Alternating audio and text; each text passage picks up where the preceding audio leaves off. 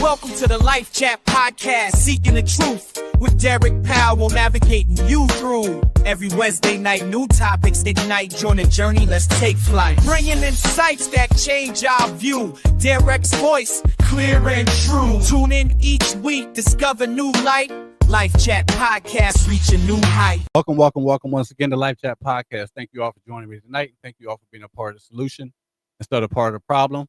As I always say, it's been a blessed day. Even though we had a little bit of rain today and it's still coming down a little bit, but in that, that's still a blessing. It's up to you to seek it. And the topic at hand for tonight is Black Diamond Chronicles, featuring Dr. Iris Wright. Life, and the subtopic is life's. I forgot exactly what it is, but anyway, Black Diamond Chronicles. The life's pressures make gems. That's what it is. Life's pressures make gems. Sometimes we go through things, and we go through things just for that reason, just to become the jewel, the gem, the diamond that came out of the rough. So, with that being said, I'm going to introduce Dr. Iris Wright. And not only is Dr. Iris Wright here with us tonight, y'all, Dr. Iris Wright also brought some of her team members, some people that support her, some people that are with her in her journey. So I think we're in for a very special treat tonight. So here is Dr. Iris Wright. Hello, Dr. Wright. Hey, how are you doing today? I am well. We also have Miss Michelle McKinney. Good evening. Hello. How are you doing, Miss Michelle? I'm great. How are you? I am well. Blessed to be in the rain. Not That's physically, right. but That's right.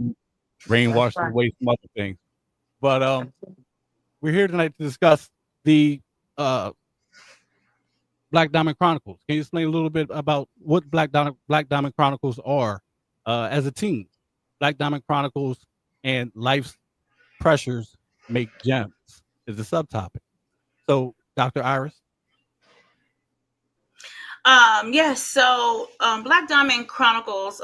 This book is volume 2, and this book came from my life experience. How I was able to overcome some of life's pressures and challenges that were thrown at me, and I actually dreamt this book.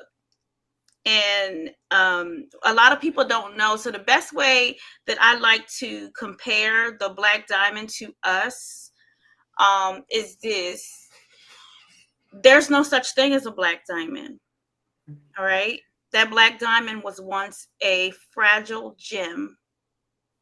And they tried to take that fragile gem to make jewelry, to do things with, but it was so fragile, it would break. So they had to figure out a way how to make this a strong diamond. And it took a lot of heat, a lot of pressure, granite, and different things to make the color of the diamond. And a lot of us, it took a lot of heat, a lot of pressure, and some other things to make the perfect Black diamond that we are today. Even when the Black diamond was finished, beautiful, sparkling, people still didn't want to wear the diamond because the diamond was black. Mm-hmm. But now millions of people wear the diamond.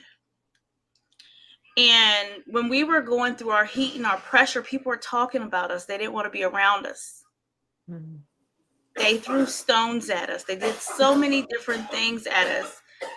Now, as we're going into our Black diamond, some of us are bosses where people are coming to us for employment. People are coming, we're speaking on people's stages. We're being an impact in our community and helping others change their lives. Mm-hmm. So we are doing some amazing things that people probably thought that we would have never done. Also, I want to say that it's things that Black diamond do that no other diamond can do. And sometimes we fail as humans, even in today's world with certain things. We're worried about what the next person is doing. They're taking this, they're doing this, they're grabbing this from us. If they see this, they're going to do this. But there's still some things, even if people try to mock it, that no one else can do but you, because you already have that assignment. So it's going to be certain people in our profession and what we're doing, the impact that we're making, that no matter what other people do, no matter how big they are, they're not going to be able to touch it because God has already fixed it to where you were supposed to be the one to bring them out of that assignment. So that's why I chose to write The Black Diamond. One day I woke up and dreamt this book. He showed me the book cover and everything. And I woke up at 2:00 in the morning and started designing that cover. And just want people to know that they are precious and they are a gem, you know. And however we are able to reach people and to tell people your story, because some people are embarrassed. Yeah. They're afraid to tell what happened and how they overcome and all types of things. And they just keep everything bundled inside. And we have to let that out because God allows us to go through some things so we can help other people. How can we help other people if we are not able to help ourselves and we're not able to free ourselves? Right? And so that's what I love about writing these anthologies and writing books in general. Being able, from in 2023, writing my first anthology started my healing process, something for over 20 some years I've been going through. And it was just something about writing that just released me. I mean, I went through decades of counseling and everything. And, I still had the hurt, the pain, the anger inside of me. And I just wanted to be able to take people with me on that ride because everybody heals differently. But also, I want people to know that they're beautiful and they're precious just the way they are. You don't have to change for anybody. God allowed you to go through your story for a reason. You just have to find the purpose in that reason. So I thank God for allowing me to be able to find my purpose, because there's people that's left this earth that will never find what they were here for. So I just pray that everyone be able to find that. And I think if we do, that we'll be able to make the world a better place and be able to help so many people go after their potential. So that was, my biggest thing from everything that I do is owning up to be that Black diamond, owning up to it, taking it, emerge. You don't have to stay where you are. Keep going. And that's why everything that I do, even when I go and sub at the school, I tell the kids about that Black diamond and just how special they are as well. You'll never know who needs to hear your story and said, oh God, life is not over for me. If she can do it, I can do it. Mm-hmm. You don't know how many lessons and things that we have gone through in the books, giving people some ways and views on how to overcome it, right? How did a setback happen? How did you overcome it? And just that one person that reads it and says, oh my God, thank you so much. I have gotten emails and everything where people had said, this has touched me. I was going through the same and similar thing as such and such was, right? Never know who you're going to. We never ever know. So I enjoy doing these anthologies. I enjoy meeting people globally. I enjoy even more helping people get out of their shell. So it was a long time coming for me. And those of you who knows my story, I talk about it quite a bit. I was 18. I was facing over 20 years for a crime I didn't commit. It took a lot for me. I still have, I've been able to heal from it. But, sometimes when people say that they healed from it, I'm able to heal from it, people think that everything just goes away. Everything don't just go away. I might can talk to you with a smile now, and I might not cry and shed a tear now, right? I'm comfortable with talking about it. But I still have things that I have to work through, emotional. I think, I'm to that point where I can handle and control my emotions, to be able to talk to people. But trust It's one of those things there, right? This wasn't somebody who I did not know that did this to me. It was somebody very close to me.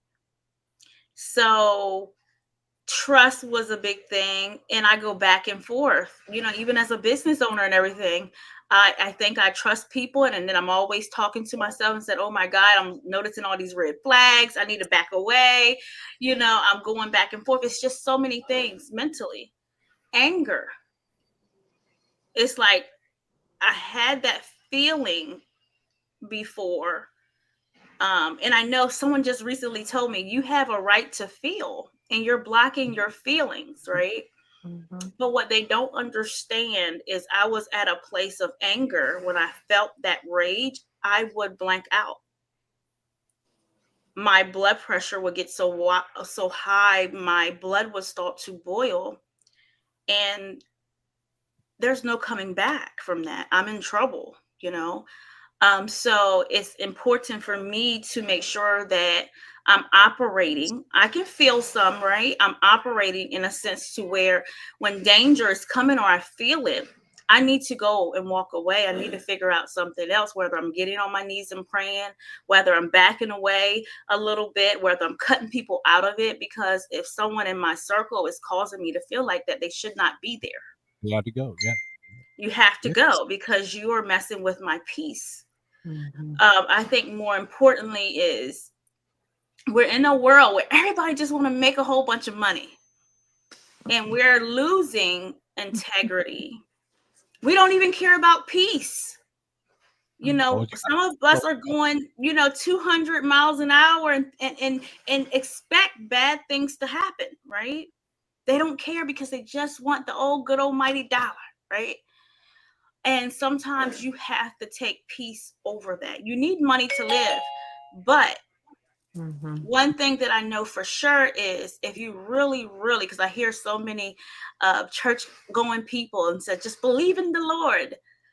If you really believe in the Lord yourself, you would not choose to lose your integrity.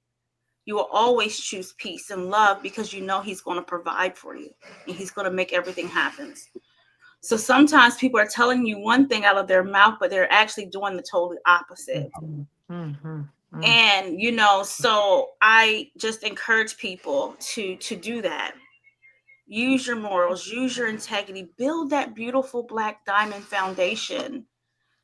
Take what you have and what the Lord allowed you to go through and be able to help other people. Everything is not always about that almighty good old dollar. Right? They say money's the root of all evil. Mm-hmm. The love of money is the root of all evil, because what he is showing me is if we follow in our purpose and we use that integrity and we stay authentic to ourselves, the money's going to come and I don't have to go look for it. It's just going to follow. Mm-hmm. Mm-hmm. And some people said, oh, it's taking too long. But that money that takes a little time to get there is the long money. The money that lasts. Mm-hmm. The money that comes so quickly, we tend to know that eventually that's going to be over. Mm-hmm. So we need to focus on our hands. So right now with the things that I do, it's about my peace and it's about impact and helping other people. Of course, we all want to we're building a business, but we still need to be mindful of what the purpose is. So that's what I do. Be mindful of, when you said be mindful of what the purpose is, what exactly do you mean? Are you saying be mindful of the purpose is to not just reach out and run for the dollar, but you actually, in your business, is actually to help other individuals deal with their traumas, deal with the stresses, but also in turn it's going to help you deal with yours. Yeah, and what I'm doing, so like I know, like on social media platforms, I help people heal from the hands of injustice. Mm-hmm. And I tell people all the time, injustice made me. I've been through that. I was so young. That's what I know, but that's what he allowed me, because I have met people in similar situations that did that time in jail, that did 10 and 20 years and all that type of stuff. He didn't allow that to happen to me. I was right there. It could have, So we have to be thankful for what he's bringing us out of, and to find our purpose when we're able to heal from it and help other people and touch other people the way we do. We have to be thankful for that, because everything else is going to flow. Because not only am I going to help myself and build my business, I'm helping other people with me. So in my opinion, since you went through what you went through and you came out of that, you were given the opportunity to come out of that. My thought processes tell me that you had no choice but to do what you do now. Yeah, I think so. And I'm gonna be honest with you, everything just kind of happened so easy. It was almost scary, but I believed in him and I just did it. Like, I didn't know really nothing about writing a book or anything. It kind of just happened. I didn't know how to publish, but because of life experiences, even though I was going through so much, I stayed in survival mode for almost 20 years. There was things that I was taught, and I guess he knew that I would need them. So I always tell people, like, nothing's in vain. I was a teen mom, 3 kids at 19. I quit school at 16. I worked for McDonald's restaurants. I ended up growing with them, and I learned so much from that I was able to do other things. And I never, what I'm saying, I always was able to live and not worry too much about things, finances, and all that kind of good stuff. And I think he just prepared me for some of the things that I had coming in the future. And so I'm a researcher, I'm a planner, right? And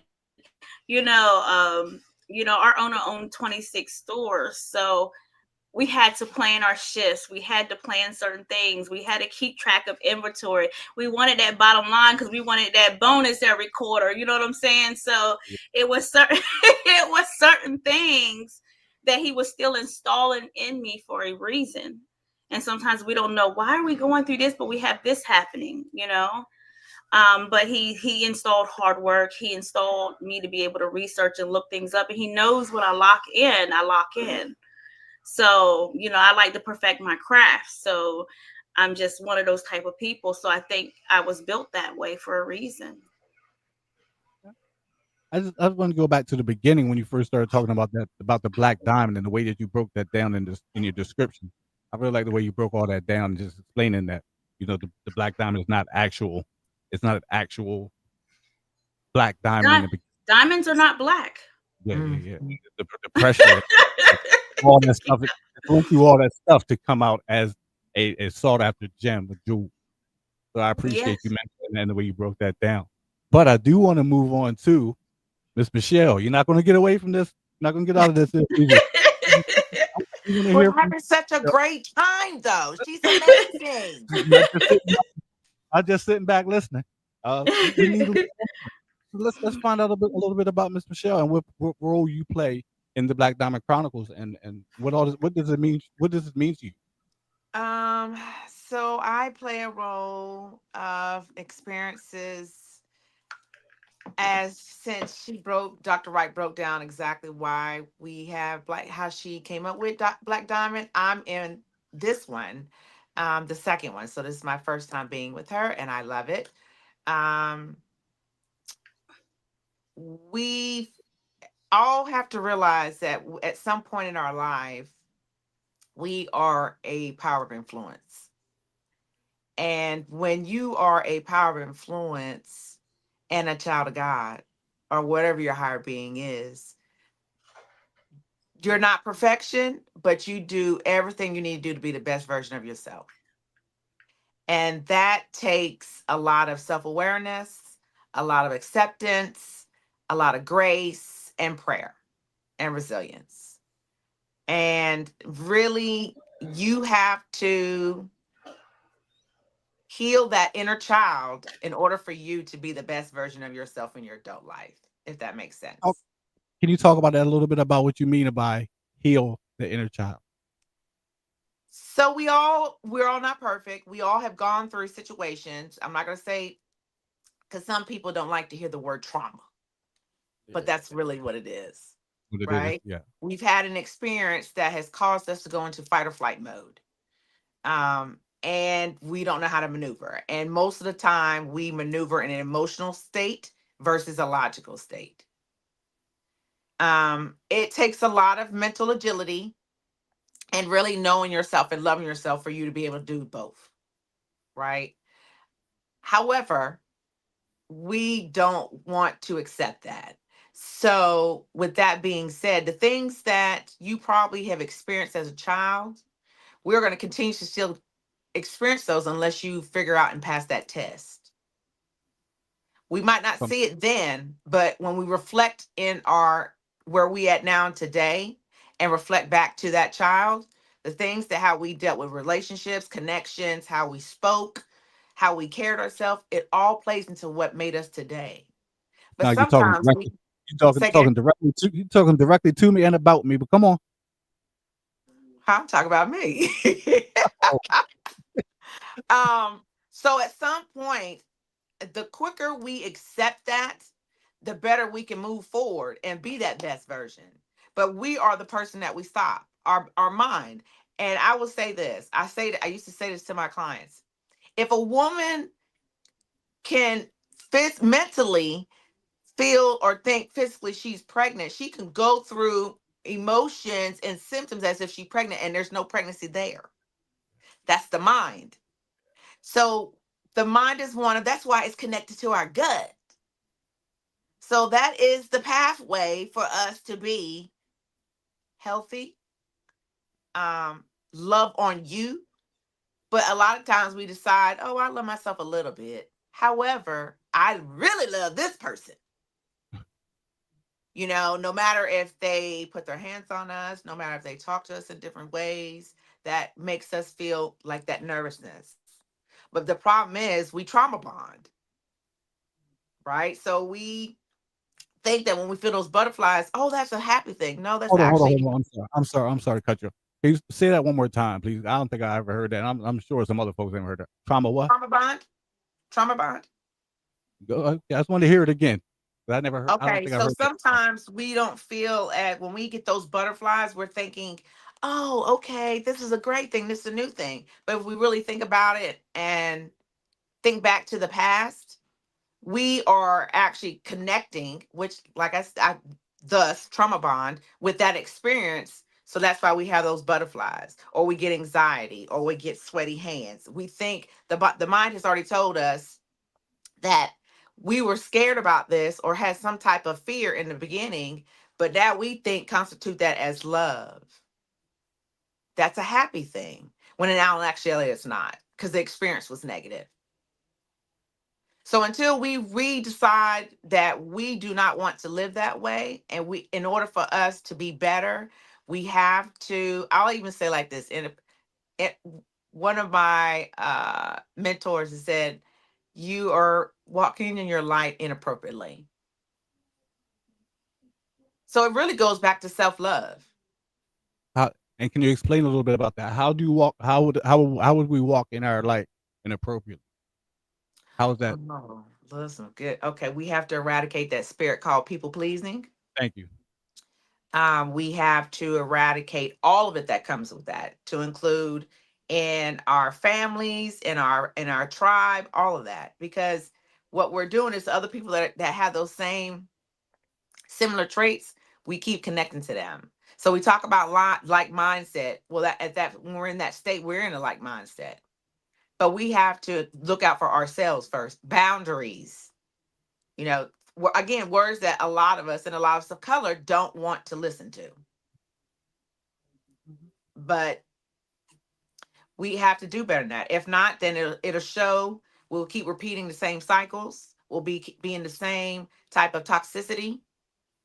And then what else happens after that? We stress our bodies, and then we get things like cancer. We get things like high blood pressure, all of that. And those are only symptoms of what is really the issue is. That we really think about ourselves. Since you mentioned that, and those are like physiological effects. right? And I've heard from uh numerous people and sources that the things that we go through as far as like stress and all those things, worry and fear, those type of things release. I don't know if this is true or not. Maybe you can help me. They release that all that stuff releases like I don't know if it's a hormone or a chemical from within your body. I'm not sure if it's your liver or your kidney. I think it's your liver, and it Mhm. affects your body from the inside. Yes. Um, so all that stuff, like all that fear and worry and stress, and people literally, we literally stress ourselves to death. And you hear people say, "Oh, she's gonna stress herself to death," and that's literally what's happening. Can you talk Yes. about that a little bit? Because you've been talking about a lot of physiological stuff, and I just wanted to get some more information about that too. So I would say this: I am a licensed esthetician. So you come to me for your facials, any of that, but I also do it holistically, right? So because we have to realize that if we don't take care of and fix the problems that we're dealing with inside, it's going to show up in our skin. The skin is our largest organ in our body. So, Mhm. for example, if you're stressing or worrying about something, it's going to show up in your face, and I'm going to see it when you come lay on my bed. You I'm talking going to about my see it. wrinkles? You talking about my wrinkles in my forehead? Uh, Yes. oh, Yes. If you're thank you. not eating the right, if you're not eating the right healthy foods, it's going to show up in your face. Everything that goes on in your gut is going to show up in your face and your skin. So usually times when we have gut issues, we're worrying to include not eating right, not eating by our blood type, and basically eating the things that we know we're not supposed to be eating. Processed food, all those kind of things. It adds up. It adds up. And our skin is going to show it. Show it. It's going to show it. That was a huge thing you just mentioned about eating, not eating by our blood type. And I honestly, Mhm. I don't know. I really did hear that one other time in my whole 51 years of being on this earth. One other Mhm. time I heard that about you're supposed to eat uh, in accordance to our blood type, and Right. some of us don't even know that, and don't we? I definitely don't live it, but that is a very, very, very powerful thing. To And even it's think that hard. somebody would do that, Right. be able to be that conscious enough to follow that. It's hard. And however, it's for you. So we ride or die for everybody else. Why we can't ride or die for ourselves Mhm. first? Yeah, Don't God want us to do that? yeah. Or your higher being? So it's just really, and it takes repetition to make a habit. It takes repetition for muscle memory. So nothing in life is easy. Look, I'm on a parasite cleanse right now, about to have a fit. A fit. Can't wait till these 4 days come up and be done. However, I have learned now that okay, I'm sure you can't be eating them crackers, even though those crackers help me with my nausea when I have a migraine. But there ain't no nutrition. All it's gonna do is mess up my gut again. Then the parasites gonna keep coming. So it's truly like looking at accepting it. If you accept, just like we accept all things in Christ, if you the first battle and hump is accepting. Once you accept it, the other stuff it'll come better and it will pass. However, we have to accept it first for ourselves. So I just try to Yeah. be that way and teach other people that. And then education, we have to read. I say all the time, reading is fundamental. Reason.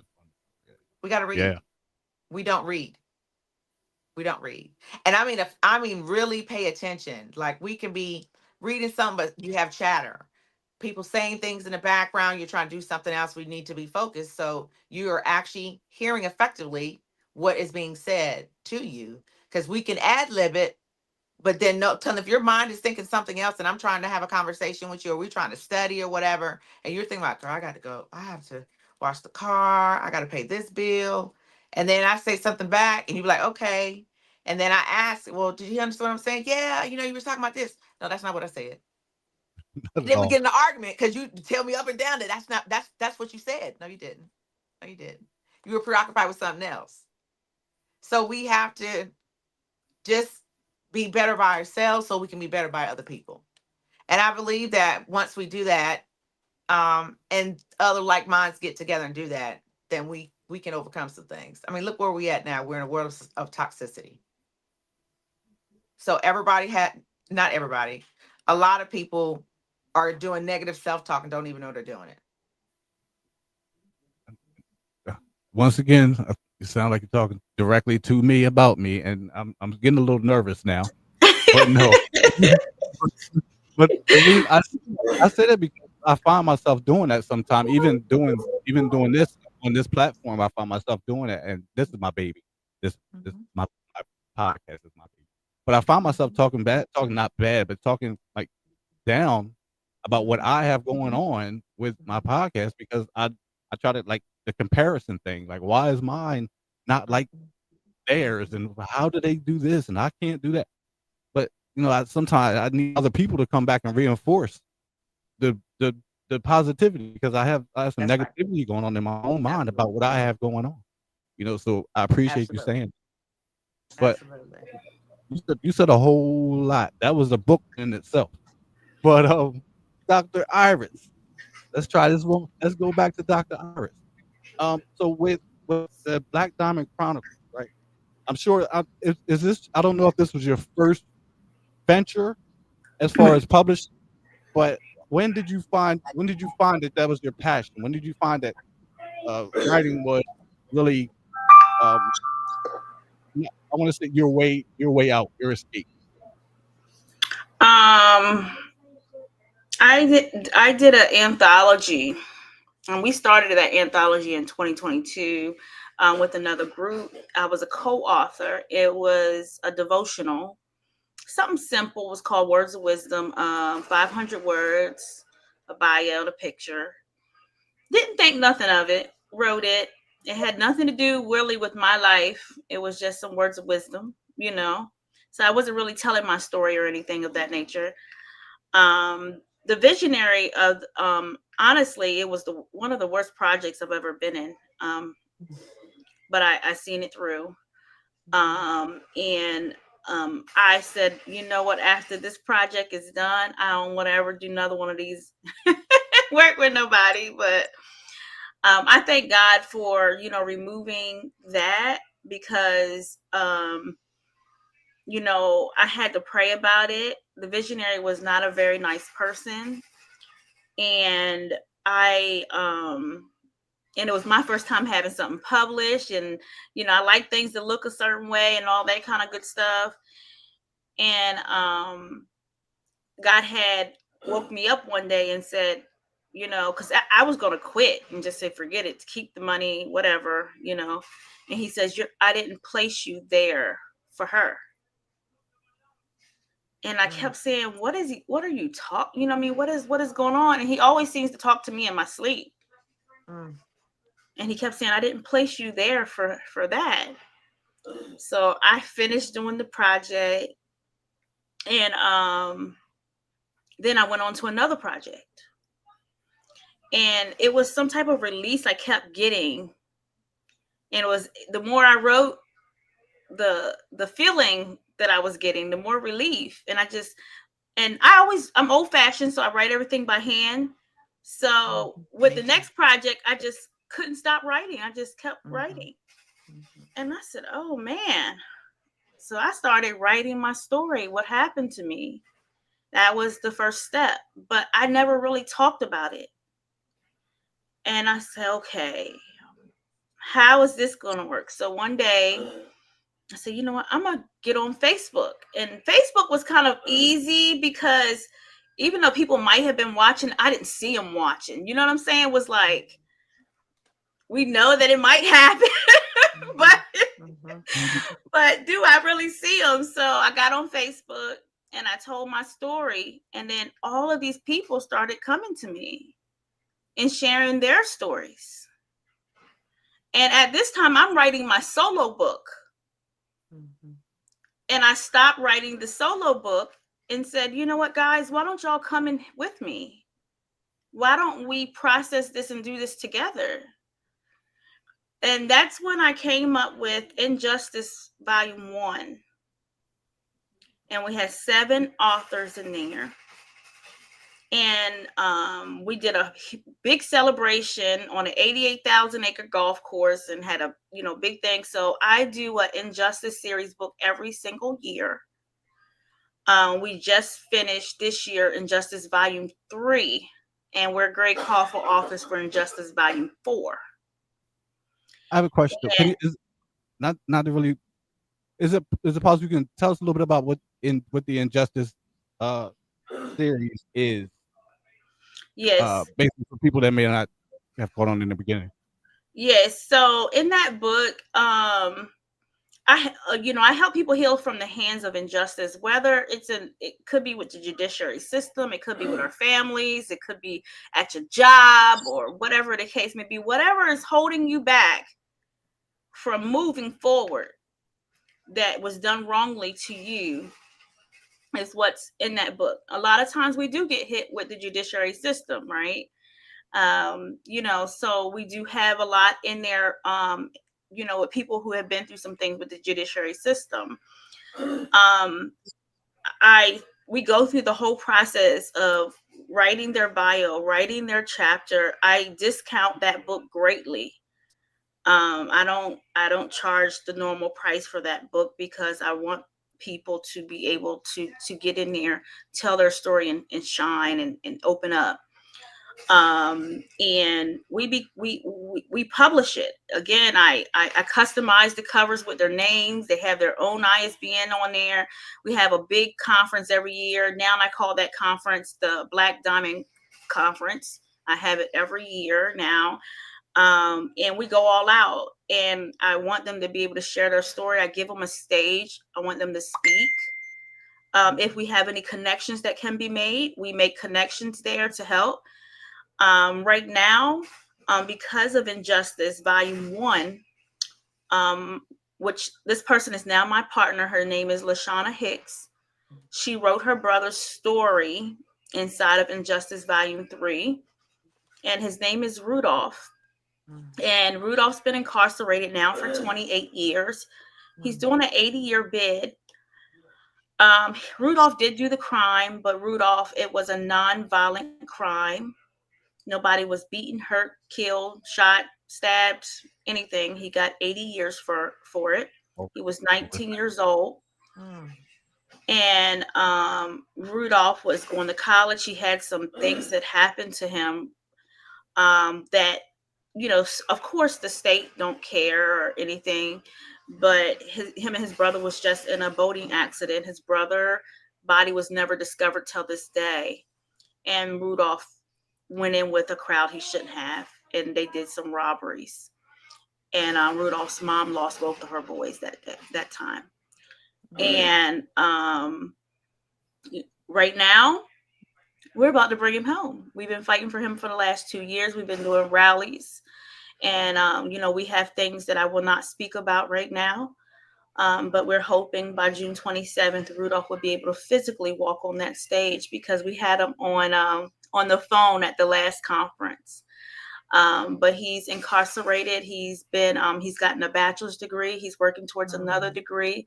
He's gotten certification. He mentors the young boys that go into prison. And Rudolph is truly ready to be able to help so many people when he comes home. And we're going to continue to fight for him. I have not even met Rudolph yet in person. I've talked to him on the phone a few times. I'm going to go up and meet him soon. But it was something about her writing his story. And I remember the phone call when she told me, and she says, I should have spoke up for my brother. But writing this book gives me what I need, and I'm ready to fight for my brother. She said, can you do this with me? And I'm thinking, like, I never fought for nobody but myself. Yeah. But I said, you know what? Let's go. Let's do it. Let's do it, because God he don't miss. He don't miss. He don't put opportunities in front of you. He don't get you to start something this powerful for you to say, no, I can't. This is as far as I'm going to go. So I need to continue doing what he needs me to do, doing what he wants me to do, and being a person that has experience. Now, I may not have experience long-term like Rudolph has, because that's a whole nother capacity. But just the time that I have experienced and all the trouble that I have been in. I mean, I've been in maximum security, violated probation, been in VOP and all types of things. Just that experience alone.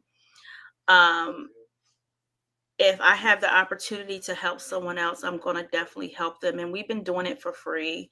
I haven't charged for anything. And I'm not going to charge for anything if the Lord tells me to do it.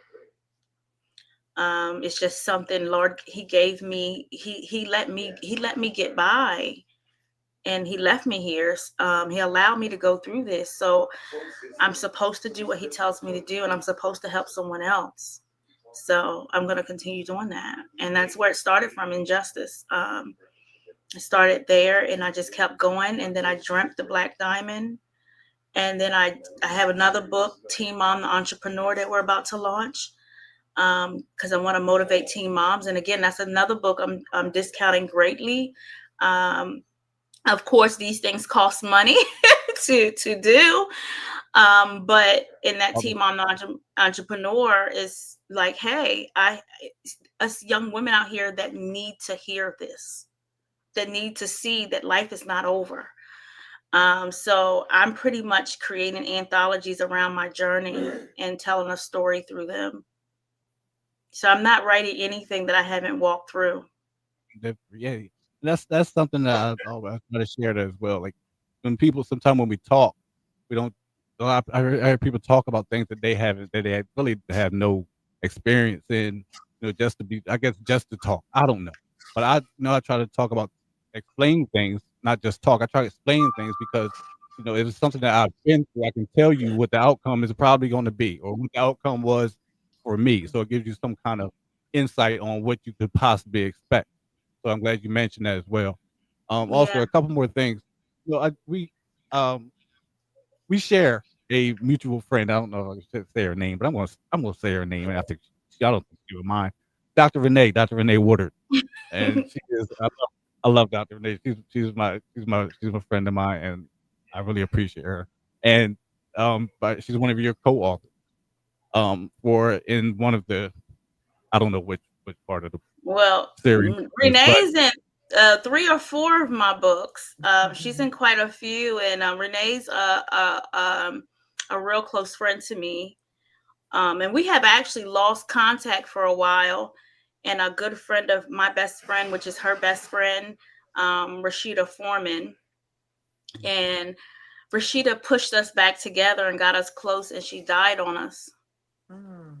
I mean, like literally, like within months or something. Like we had no signals that was going to happen. But I think Renee is part of it, because Rashida talked her into getting in this book. You got to get in this book with her. She was supposed to come in the next book. But I think that we gotten real close because we needed each other at that moment. We really needed each other. And so, and Renee was a hard cookie, because Renee, I know her journey. You said it, I didn't. Yeah, she was a hard one, and she kept on trying to quit on me the first time. She kept saying, no, Iris, I can't do this. I can't do it. I can't write this. I don't know how to write a book. I don't know how to write it. I said, Renee, don't worry about it. Just write. Mm-hmm. I'll take care of it. All of New York came right out of it. Yeah. And then she called me back. You know what, Iris, I'm quit. Don't even worry about it. I said, no, you're not quitting. You're going to go ahead and you're going to finish writing. It was so many times I had to tell her to come on, let's go. And then I remember when we got done and I sent it over to her, and she just busted out crying. And she was like, we did it? We did it? I'm like, yes. But Renee is another person that have been through so much, and people didn't expect her to be where she is and she's still got so much more to go. And I'm just so happy that God brought us back together. to be able to share the journey together around at the same time. Everything happens for a reason, every single thing. Because I can tell you, like, we both, when I got the call, Renee could barely talk. I couldn't believe it. And I was like, man, just like that, she's gone. And I said, man, she just got us back together and then just left us. Just left us. You just said everything happens for a reason. Everything happens for a reason. And she's been a blessing. It's things that I do that I can push her to do. And it's things that she has accomplished that I need her support for. And I said, I want to do this, but it takes too long. How do you do this? And she's like, you got it. She's going to push me in that direction as well. So I just thank God for her in her journey and for her to be able to share her story with so many people, because it's a big impact that she's making in the field that she's working in, and how she wasn't one that just read a book and became a counselor. She lived it, so there's a whole different thing when you lived it and you overcome it and you can help so many people instead of somebody just went to school for it, just to go to school, And so Renee is, she's really, really close to my heart. And I'm just so happy to have front row seats and can't wait to see her keep going. But she's in several of my books. She is. Hello, Renee. Speaking of books, I'm gonna throw this out there. I don't know if I mentioned it to you when we talked a while back, but I wrote my book. I'm waiting. It's being digitized as we speak. I'm waiting for it to be published. So y'all just keep your hands. I'm working on becoming my first, being a first time all published author. So it's in the works right now as we speak. And since you mentioned, Dr. Wright, you mentioned about things happen for a reason. Miss Michelle, this is your time right now. So everything happens for a reason. And the reason I'm selecting you is because the title, the flyer said, and the banner said, Black Diamond Chronicles featuring Dr. Iris Wright. It didn't say Michelle, but Miss Michelle, you're up right now. So I want you to be the one to tie this all in. We have I want you to share, Michelle, about Dr. Iris Wright. Dr. Wright is, if I'm not mistaken, 18-time best-selling author. 18-time best-selling author. How does this work with you as working with Dr. Wright, and what role did you play with the Black Diamond Chronicles from beginning to now? So we were supposed to work together a while ago, and it just didn't line up.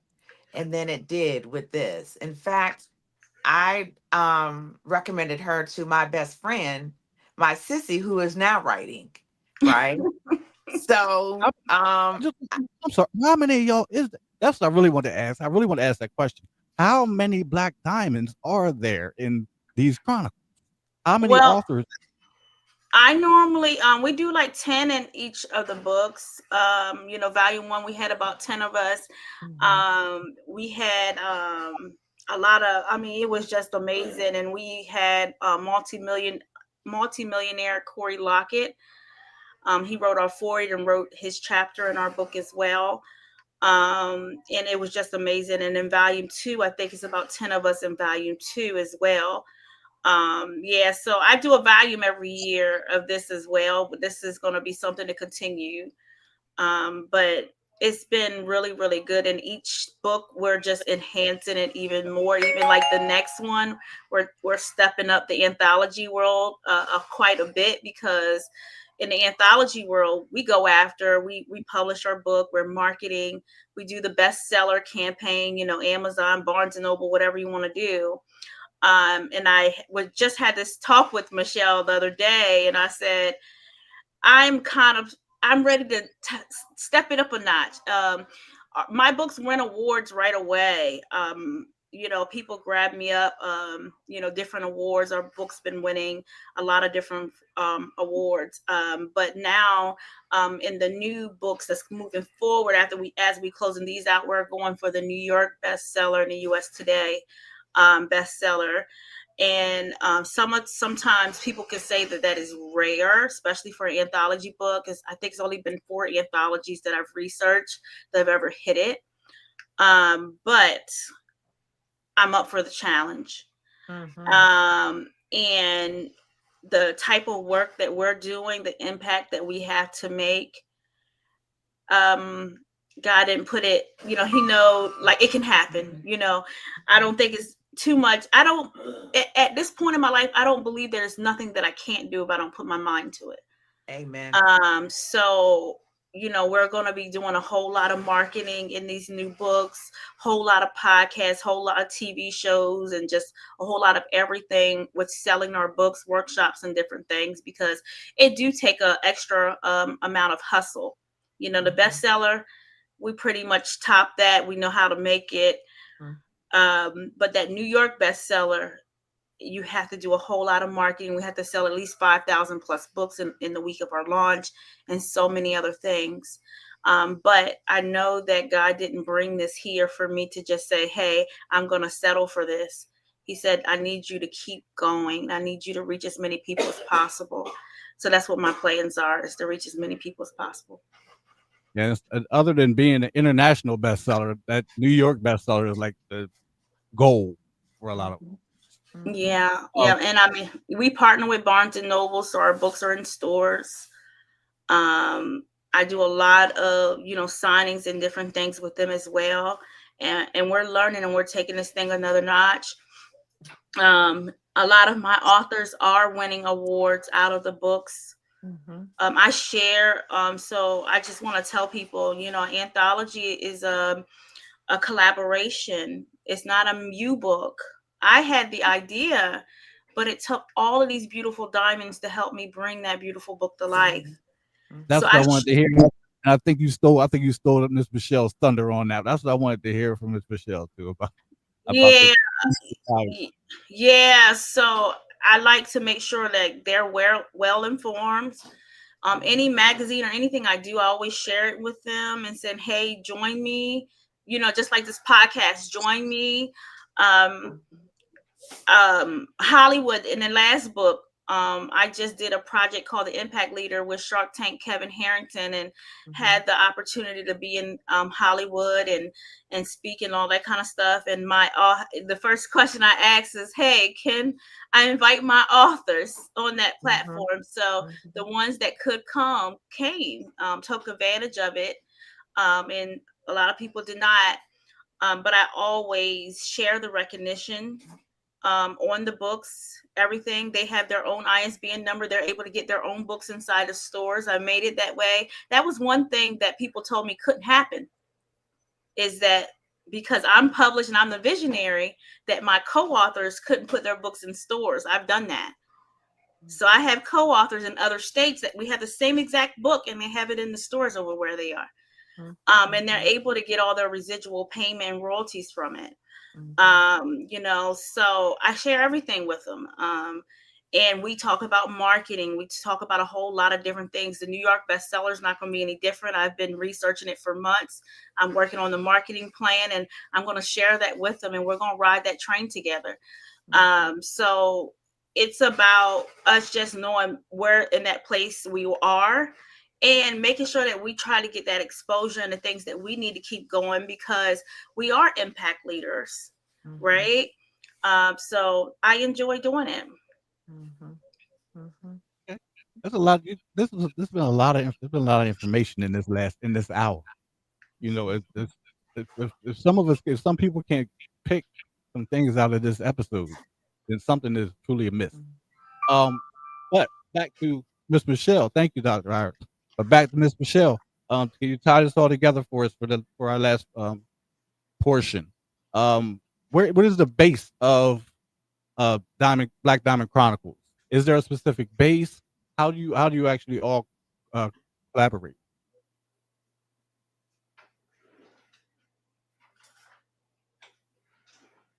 Did she freeze on us? Yeah, Miss Michelle. Okay, Dr. Iris. Um, Is there a specific base for Black Diamond Chronicles? How do you all collaborate? How does this work as far as uh, reaching out to each other? Because you're not on the same area, if I'm not mistaken, right? no. A lot of times I post on social media. Um, we DM. I interview everybody. Especially now, in our new books, I interview everybody because I want to make sure they're a good fit and they have the motivation to help us grow, and be able to. They want the same thing I want, and on our websites, when we go to events, when I speak on stage, when I get on podcasts like yours, I shout it out, let them know that we're looking for authors. And I'm going to shout it out right now saying, hey, we are looking for authors. We are working on Black Diamond Volume 3. So we have plenty of opportunities. Injustice Volume 4. We have a new collaboration book called The Power of the Jump. It's an entrepreneur book. We want to know, how did you make that jump into entrepreneurship? And we have another anthology called Leading with Grit. And we want to know how you lead. There's different ways to lead, different management styles, different leadership styles. We want to know about your leadership styles. What is the why you're passionate about? And what impact you're trying to make or making, in your community and in the field that you're working in. So we have lots of opportunities. We had Teen Mom, the Entrepreneur. We're going to start going for Volume 2 of that book as well. So we're excited. You can reach out to me either on Facebook, celebrity co-author Dr. Iris Wright, or you can email me at sales@iris-wright.com. And or DM me and let's have a conversation about what book fits for you. And I want to say one more thing. Watch out, because January 1st we launched Black Diamond Volume 2. The name of my chapter is called Life's Pressure, My Power, The Black Diamond Emerges. And my co-author, Dr. I'm calling you you know what? Don't Thank you, do Lord. it. Listen. Thank you, Lord. But my yes, my author Michelle McKinney. Tell them a little bit about your chapter. What's your chapter? The name of your chapter? Dr. Michelle. Right. Oh my God. So my chapter is about a person. We go through different experiences in our life, and we don't realize. It's that thing that we used to always say, never say never. Mm-hmm. And I used to say that until I got into a experience and a situation that I never thought I'd be in my life.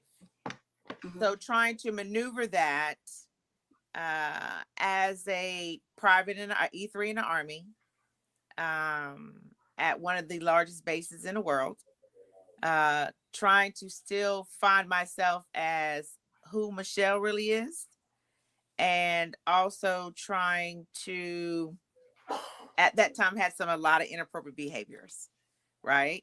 Mm-hmm. One of those, definitely that people pleasing spirit. So I found out about some things about myself that had put me into space that I never thought I'd be in my life. And it was one of the darkest times besides my mother passing. But I got out of it. So I just want to share. I say sharing is caring. And just like Dr. Wright was just saying about how she doesn't gatekeep, we can move so much better and really have an impact when we collaborate and not compete. So thank you for that. That's Thank not you for me. saying that. That's not me. My inner child is always a happy-go-lucky person. So I always want to see people succeed. I've always been that way. My mother used to say, out of the 3 children, her oldest is a Supreme Court justice. It's me, and then my brother is a financial analyst. But I'm the people person. I will befriend a crackhead on the side of the road and a homeless person. So I want everybody to succeed. However, everybody doesn't think that way. And I had to really dig deep and accept those things about myself so I could come out as that diamond and just steadily shining since then and thriving now. What's the name of your chapter? I don't remember. You know, I got chemo brain. OMG. Listen. Did you hear her disclaimer though? Yes. I do. So what you don't know is I'm a 3-time cancer survivor, 2-time breast. Yeah. Mm-hmm. So the memory fog, that's what we want to call it. But for me, I've been on chemo for a long time. So it is real. It is real. And I'm not going to hide it no more. It's real. We're gonna let you ride with that one. We're gonna let you ride with that. We're gonna let you ride out this time. The next podcast, you need to know your chapter. I got it.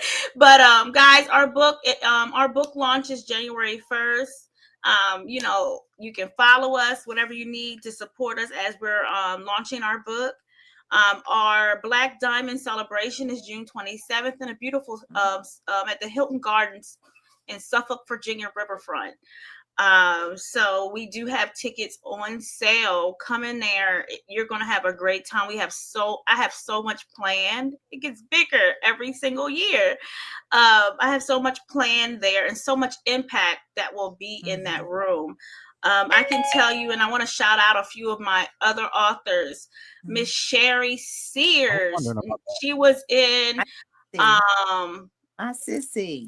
She was in volume 1 and now she's in volume 2 and she is shining. I'm just lucky to meet her. She just came right on out of her shell. And she was one of the ones that said, "Oh my God, Iris, you're pushing me." And now she is just shining like that diamond that she is. We have another author, and I want to shout him out too. He's actually one of my partners, and his name is Tony Jones. And Tony Jones, he's telling his story. Tony has done over 20 years in jail. He was serving 1 or 2 life sentences. I don't want to say anything wrong. And he actually took his 20 years and went into the law library. He learned how to get himself out. He's helped over 1,000 people who were giving long sentences or not guilty, or innocent. He helped over 1,000 people get out of jail. It's just a blessing.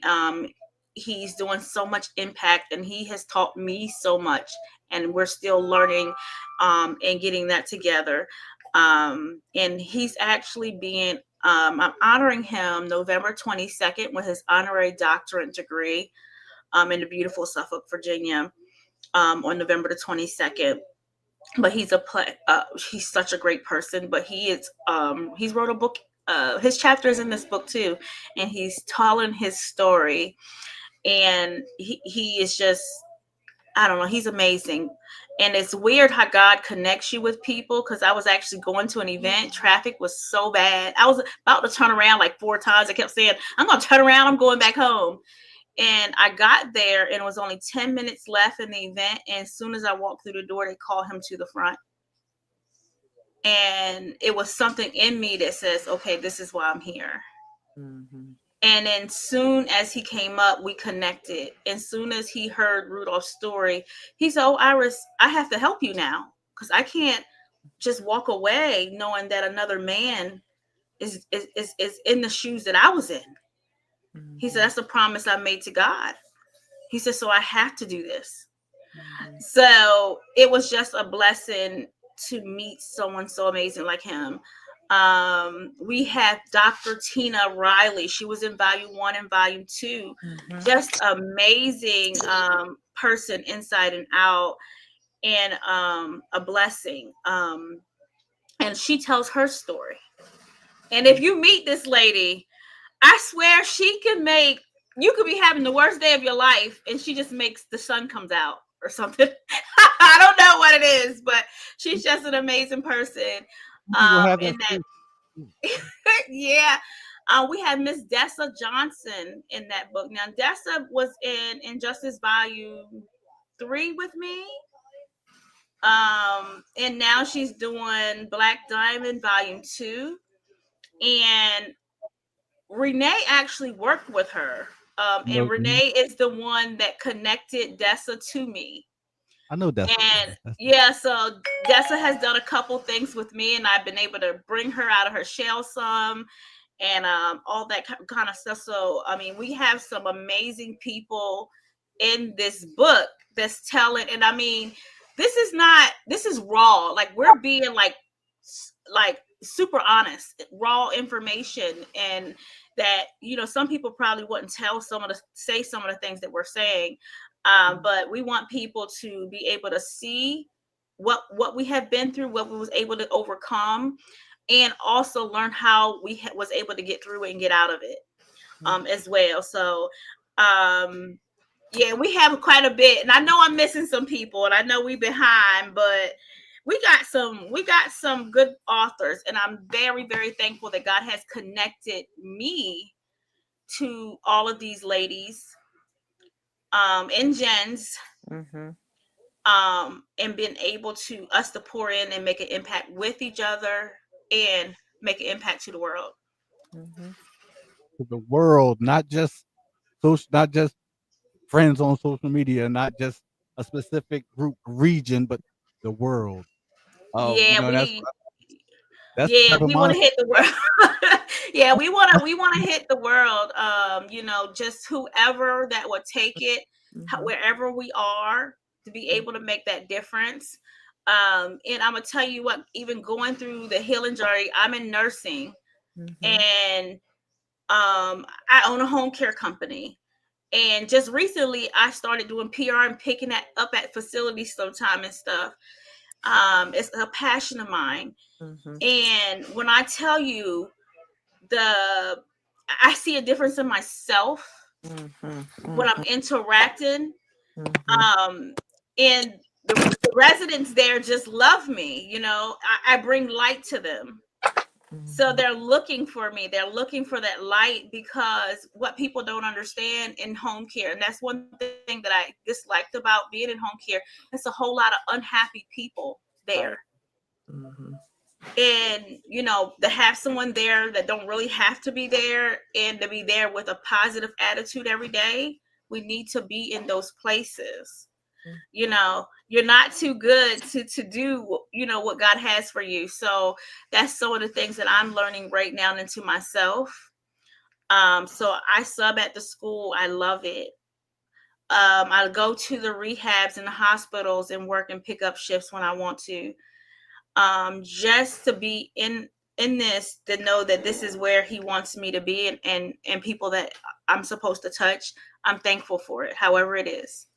Do I always feel like or want to go? No. Mm-hmm. But when I go in there, Mm-hmm. and especially when you walk in and they say, "Is Iris here?" He's here. Are you coming back? It's the light here. Yeah. When are you coming back? You're not going to be back until when? Just to hear them. That just shows you again, like the impact that we have, that you have on people, and not even sometimes you may not even understand or know the impact that you have on people. And but when it's expressed to you and it's brought to you, it shows you that you had an impact on another individual that was at a specific point, and now you see the change in that person because of your influence. That's a totally different. That's a whole nother feeling. Yeah, even the kids. I had 7th grade the other day, and I was telling them what I do. I introduced myself, and they get on Google. And they Yeah, said, because people now they want to check your status. They want to see are they worthy? Are they worthy to listen to? Are they somebody I really want to listen to? But yeah. yes. So, you know, even on Google, they pulled me up and said, "Oh my God." And to So make sure you had a little check next to your name, you verified and all that stuff. Yeah. reading articles, looking at videos. Oh my God, you was on it. And they came to, a couple of the boys came to me. "You're one of the most famous substitutes that we've ever had." I'm like, "Oh, I don't know about famous, but you were a public figure." I said, "What y'all know about being a public figure?" And then one girl came up to me. "You did something with Kevin Harrington. My dad used to watch the Shark Tank all the time." just different things, and just shows the light. And then that changed the directory for them, because some of them were saying and doing certain things, and I was able to pull them over before the end of the class and have a real talk with them about things and actions that they were doing. So all through that day, when I seen a couple of those young men, I asked them, because I explained to them what the Black Diamond represents and how they are kings. They were meant to be kings. Mm-hmm. And I told some young women how they were meant to be queens. And I actually had a couple young women that brought tears to my eyes, because this is 7th grade. They said, Miss Iris, you're lying. What would make me a queen? I believe it. And those young men that I spoke to, one of them in particular, so we really need to be paying attention to our kids. And I know we're running over, right. But one of them in particular, I would always hear him snap, but we had another young boy that's quiet that was bothering him. And I had to pull him up and said, what's going on? And he said, you don't hear him? He's going off. And I said, well, let me just give you a word of advice.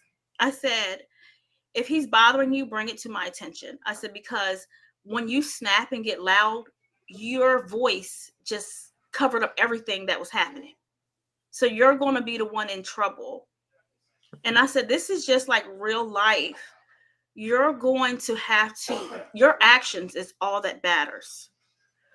Real life, if you go off and go beat someone or hit someone, the judge is not going to care that this person just did something to you at this point, because you have to be responsible for your actions. I said, so that's why you're always the one that's getting in trouble. I said, so I need you to fix that. I need you to put on your crown and walk like the king you are. And listen, I said, because I can bring men in your face that has faced and been incarcerated for years, because they were the loud one. Longer than you've been on this earth. Yes. And, all through the day when he see me down the hall, he give me a pound. We'll give each other. I said, you keeping your crown on? I got you, Miss Iris. I got you. Good. And our kids need people in those classrooms that are going to speak real and positivity to them, not sugarcoat anything. We're so prone to sugarcoating, but we can't. Or be bullies. Yeah, or be bullies. And they need us to do that. And sometimes with me introducing myself and telling them a little bit about me opens up things to where they feel comfortable speaking with me. So, she's just not saying it. She's just not here. She's just not this person that's looking at us differently, because being inside the school system has showed me, I hear what teachers say. I hear some of them choose and say, these ones are going to be in juvie before I hear that. And that's why it takes people like us, even if you're a business owner, I don't care if you're a multi-millionaire, billionaire, make some time. If this is your purpose and you're supposed to be impactful, think about the lives that you're going to change. And let me tell you something. I had no idea that I'll be going in here working with 20-some kids at a time. You would have said I was crazy, especially in elementary. You said 7th graders? Yeah, that grade was 7th grade, but I've been working. I stepped in elementary today. I had 5th grade. I always bring, I have 2 children's books out. So I always bring the children's books in the elementary school and read them to them. I have one called Being Me is Enough and Being Me is Super. And, I always read to them and do certain things. So we need to be in there. That's where the real impact, because these are the kids that's going to grow up and we're going to need them, So every class, when they introduce their name, I ask them for their favorite color. And I said, do you know what you want to be when you become when you grow up, when you come that big girl, that big man, what do you want to be? And believe it or not, some of our babies do not know. And I said, even my 8th graders, I said, you going to go to high school. You haven't thought about it. And I even had some kids that said Target and Chick-fil-A. Because a lot of times that's not what we hear at home. That's not exactly. So we don't have a conversation at home. Yes. And even when I bring up entrepreneurship, I had kids that said, "Oh, how are we gonna do that?" Because we see as young as the youth. I believe this is my opinion. I believe the youth, when they like the word entrepreneurship, they see LeBron James and Kobe Bryant and Michael Jordan, all these people and it looks like all that stuff looks so far out of reach, and people that are surrounding us kind of push that even further away. That's just my opinion in the way that we speak to our youth. I think that's just my opinion. Maybe And I'm wrong. I think what else also happened to COVID. So after COVID opened up a lot of eyes to society, right? But really in the mental health field, for us, it did. And the parents got stressed out. Not saying you can't be stressed out. However, the children are stressed out too. And I think what it also identified is that the parents are not connecting with their children. Mm-hmm. Those teachers are. The people that they see during the day, but when they come home, those parents are have no emotional connection with their children. If they're there. Yeah. If they're there. So I've been in them homes that they're not. Yeah. So it's very hard. Blind. Yeah. So my point is to say this. We need to take the time out. Go apply with your state and city and sub in those schools if you can. Yeah. Show them something. You know what I'm saying? See if you can have a workshop there. Mm-hmm. Like, it takes all of us, like, seriously. And some of them are acting out because of it. Mm-hmm. You know, you hear a lot of them. I just had to talk to a young man on how he should talk to a young lady. And I had to talk to a young lady to let her know how she's supposed to be talked to, because she was used to laughing. She thought it was funny the way he was talking to her, like it was nothing. Mm-hmm. So we need more positive people inside the school. And I think that's what made it a whole lot easier for me, because I'm thinking, like, I don't have the attention span. Or, you know, I don't deal with a whole lot of nonsense. You got 24 and 25, you know, small elementary kids in one classroom. You know, they're loud. Get ready. Like, I don't know what's going to happen here. Can I keep them all together or what? And when you stoop down and actually talk to them and being able to soften them up a little bit, you see so much different in it. So, you know, I don't know. God's been doing weird things in my life. I appreciate him for doing it, but it really has me outside of my shell and just knowing how far and how much impact that I can actually make into doing certain things, whether it's in the nursing home, in the hospital, in the rehab, inside of the schools. So we need to be thankful. And if you're blessed to be able to heal, be able to overcome some things. So a lot of schools need help. Teachers need mental health breaks. All types of things is happening because they get tired too. I cannot tell you, those teachers, every day I write a note when I sub for them. What I put at the bottom is I tell them, thank you so much for every single thing that you do. Because it's difficult. 24 kids, 24 different personalities, 24 different homes, 24 kids is being raised differently, all into one classroom, and that one teacher who's is taking all of that in for 7.5 hours. So I just have a new outlook on. And one of my good friends, when she died from a brain aneurysm last year, she's the one that talked me into doing it, and then she ended up passing away. But I'm just so thankful because God really do allow people to talk to you and to bring you in and saying, okay, this is where you're supposed to be. So when I hear little signals like that and warnings, I kind of listen. I try to really listen to him to see if this is something that he wants me to do. So the kids grabbed my heart because I said at first, I'm not doing no elementary kids. That was the first thing I said. and I'm doing elementary kids. They're checking your name, your status, and making sure you're verified with the little blue check. Yeah, they don't mind because, you know, they have the Chromebooks now. So when I'm talking to them about stuff, and sometimes they're like, Miss Iris, I said, go ahead and Google me. You'll find out everything you need to know about me. pretty much. And then when they get, oh my God, really?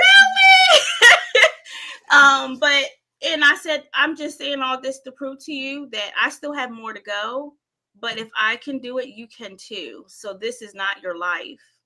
Mm-hmm. Your life is when you get out of here and Mm-hmm. what you do with it. So, you know, and school is major. Finish this. You Mm-hmm. got it, you know, and explaining to them, like here they have the SOL testing. A lot of them think, what do I need this for? So they just don't do it. And, you know, I've been able to talk to them and saying, hey, this is why you need the SOL test. And this is how important it is. I had 3 of them, 7th graders, that try to skip the SOL review class. And they said, I want to come in here and spend time with you. And I found out they was trying to skip the review class. And I was able to talk them into going into their class and taking the review. Mm-hmm. So we need more people inside of our schools, guys. Mm-hmm. This is part of what Black Diamonds do. This is part of what Black Diamond Chronicles enforces, if I'm not mistaken, as far as empowerment, and not just empowerment of adults, but empowerment of children, youth. We'll say youth. Mm-hmm. Of our youth, of our future. I like to call them the future. I keep telling them we need presidents, we need lawyers, we need politicians, and they need to get it together. I'm sorry, but I'm going to say this. I did want to try to end this with one more thing. Because we were supposed to. I was planning we were going to end this a long time ago, but it got a little more meaty. There was a little more meat added to the conversation. But Miss Doctor, I'm gonna say Doctor Michelle, Miss Michelle. Just says Yes, sir. proclaim that you're a doctor. No, but Michelle, Miss Michelle. If I want, it's just hypothetically, if somebody wants somebody, what does it take for somebody to get to the point of being an author? What is that about? What do you want to? What type of suggestions would you have for somebody that, where do you start? What do you do to be an author? What does that? What do you do? How would that work for somebody that has no idea, no clue at all? Research. You know, I just said reading is fundamental.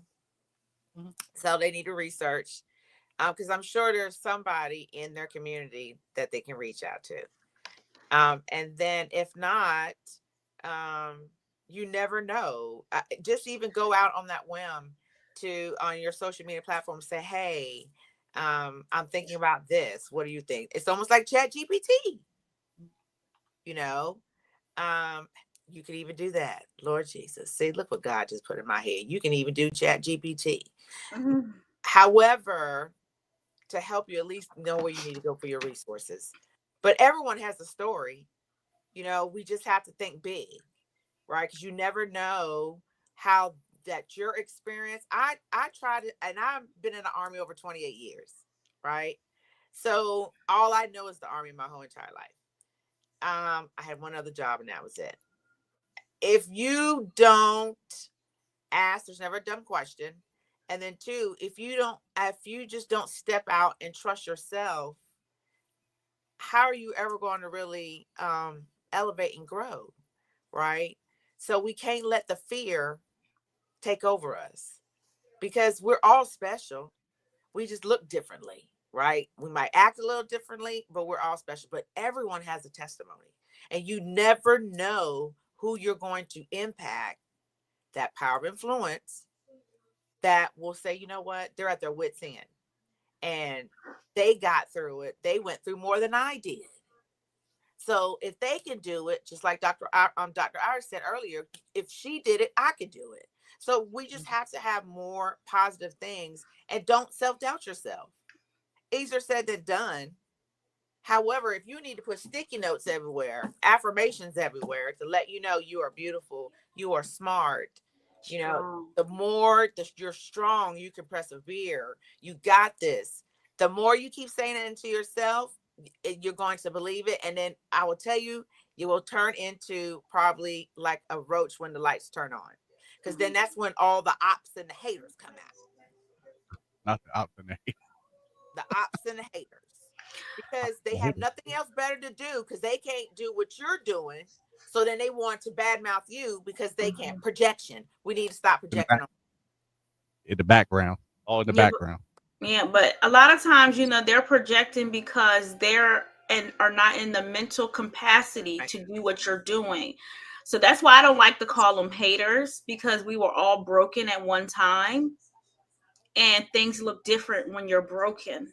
I'm working on that, ma'am. Yeah, God, yeah, so we sometimes when we're in our healing and we're in our yeah, season, we everybody's not in that season with yeah. us. So we have to be mindful that we was just Nicole some years ago. Now Nicole's got to have her season. So I try not to take a whole lot of that stuff personally at all, because I used to be Nicole, and now I'm here, and I'm been able to heal. So the best thing for me to tell Nicole is, hey, I'm sorry that you feel that way, but I'm here for you if you need me. Whenever you want to talk, whenever you think that you want to meet some of your goals, hit me up. I got you. I'll fix your crown for you. But Nicole's got to want her crown fixed. Bingo. That's the Because key, yeah. that's the key, because so many people came to me in my broken season when I was angry, and I did not allow them to help. I was not ready. I didn't see what they was cooking. I didn't understand it because mentally I was still broken. And when you're broken, you hear that part of your brain that's just telling you all that, oh, she ain't trying to help you. She just want to do this. And you got to kind of figure out who to listen to here, mentally. So, I try not to look at people as haters or anything of that nature. I just kind of we have to pray for them. And when you walk away, pray for them and say, hey, and hopefully one of my prayers is I hope one day I get to meet her again when she's in her season, because God can reconnect you. So I'm getting there, Derek. I'm getting there. I'm getting there. I mean, I'm human. You know what I'm saying? I am really a transparent, open book. Like, I struggle still, but I'm a new baby, revised, born in Christ, right? So now I can do that. A long time ago, I wouldn't be able to do that. Right. There was Shelly and Diamond and everybody else. Yeah. Now it's just Michelle. So yeah. Understood. And it's been said somewhere. It's been said somewhere. We all have two sides. There's two sides to everybody.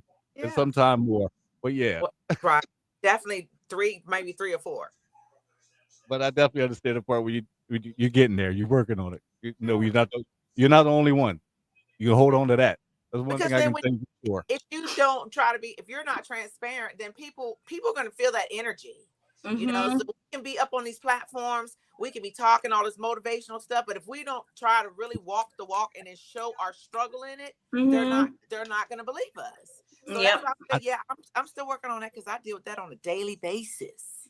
I mention that all the time in the recovery process, because I'm in the recovery process, and I mention that all the time about, we can talk about recovery and one day at a time and this and that, but as soon as you get in the car and you leave the meeting, you're going tricking, or you're going shoplifting, just not smoking crack, you're not drinking, but you're doing other things that else, whole bunch of weird, all that stuff.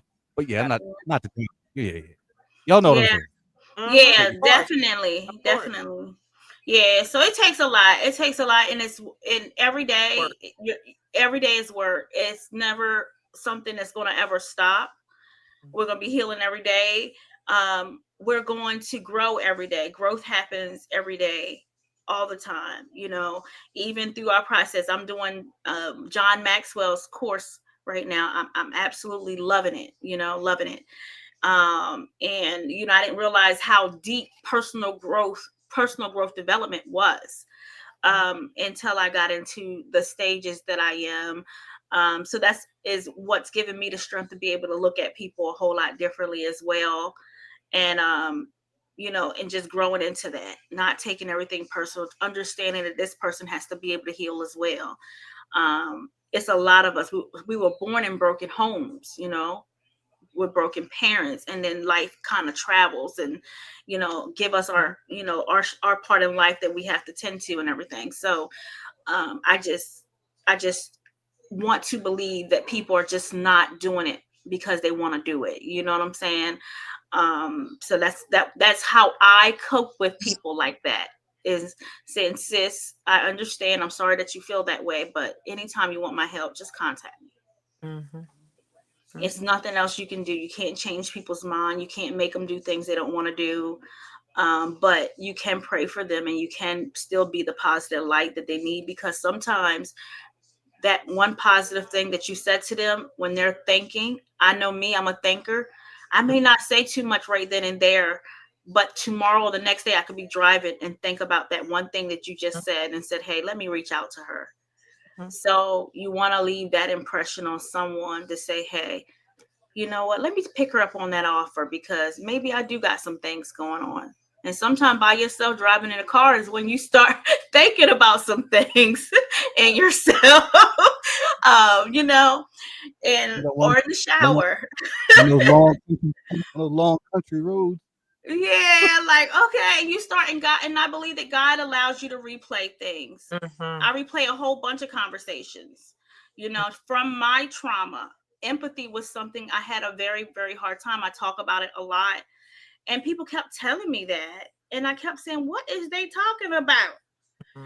And I had to reevaluate myself. And what happens is, because of my trauma, when someone was in need, it may be days before my brain connected. And I will call them 3 days later or so and say, hey, your dad just died. I'm so sorry. Iris, I done told you that 3 days ago and everything. But it played in my mind that this was the conversation that was had, and I did not react to it. You know what I'm saying? And so I had to talk to someone about that. Why is this happening? I thought, am I being selfish? And they said, no, because of the trauma you have experienced. That's why your brain is connecting. It's not connecting right away on certain things.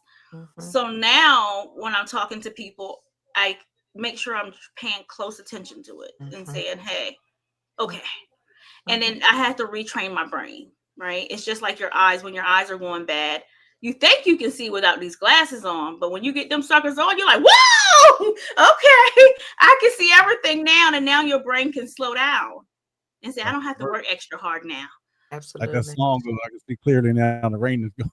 Yeah, yeah. So it's the process of us learning, self-examining ourselves, saying, hey, this is a problem. I don't want this. How can I fix it? And what do I need to do it? And our body can generally train itself back to normal if we do the work, right? So that's what I love about the human body. Thank the Lord. So, but we just have to think positive and just be a positive influence. And even if you make a mistake, pray about it, ask for forgiveness, apologize for it, because you still are human. That's right. You know, so I'm excited about this journey. Can't wait until the next. I'm so happy to be on your show, Derek, and it was very nice meeting you. And thank you for giving us the opportunity. Thank you. This is amazing. Thank you for accepting that. Thank you for accepting the invite to. As I said earlier, I have this issue with downplaying what I have going on, because not like everybody else is with the music and the different scenes and all that stuff. But information is information. That's the key to what I have going on. And both of you definitely brought some information, some valuable information for individuals to grab. And I hope that I'm pretty sure that some people are going to grab some information, grab the information that you dispensed, and we will be hearing about it on social media.